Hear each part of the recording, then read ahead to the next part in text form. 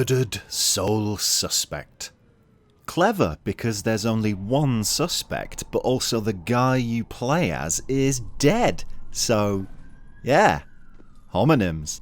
I think this is, so far, the most fitting game to make it into the hallowed halls of Have You Played Yet?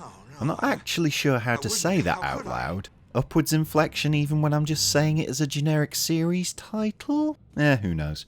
Anyway, Murdered Ghost Detective sees you playing as a guy who's been thrown out of a window then shot to death. It's not the best start to a game you might think, but you'd be wrong. There's an afterlife, see? And all the shit that comes with that. What it means is the developers turned on no clip and didn't bother turning it back off. Way hey for 90s console menu humour.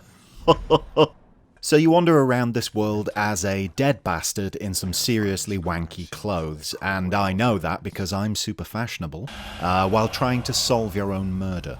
It's more like a point-and-click adventure game than anything else, though there are bits when you have to avoid or attack roaming demons, and those bits are shit and annoying. They were clearly added in because someone at some point, probably wearing a suit and with an outlook on life solely revolving around profit, said, "Hey guy, you can't have a game like that with no combat in it, see? The kids won't buy it, see?" Also, he was a 1930s gangster. And thus demon stealth combat sections were added and are bad. But they are easy, so you just rush through them and get back to the rest of it, which I've now decided also has a lot in common with a visual novel, because goddamn if you don't have much influence over what actually happens, you're just going along for the haunting ride. There's also a hub, the town of Salem, because witch burnings, oh I wonder if that comes into play, and you can explore a bit, but don't do that. It's another thing someone demanded be added to the game, I'm sure, and it is pointless. I mean, you can't even be a super spooky ghost and haunt people. Ugh. Anyway, all of this is pretty good.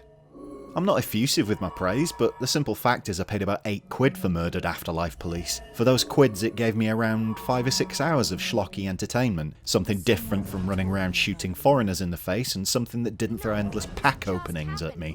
Though I wouldn't mind that, thinking about it, because the packs might be full of ectoplasm and I was never allowed Ghostbusters toys as a kid. But a handful of hours possessing people, reading minds and piecing together ghost evidence is fun. It doesn't outstay its welcome, it doesn't go too far beyond its core concept. It's something I'd recommend if you go in with zero expectations and have picked it up on the cheap, which is pretty easy these days. Really, it was only ignored when it came out because it was 50 odd quid and not a shooter. I mean, also it's nothing that special, but then maybe that's the point. Bye!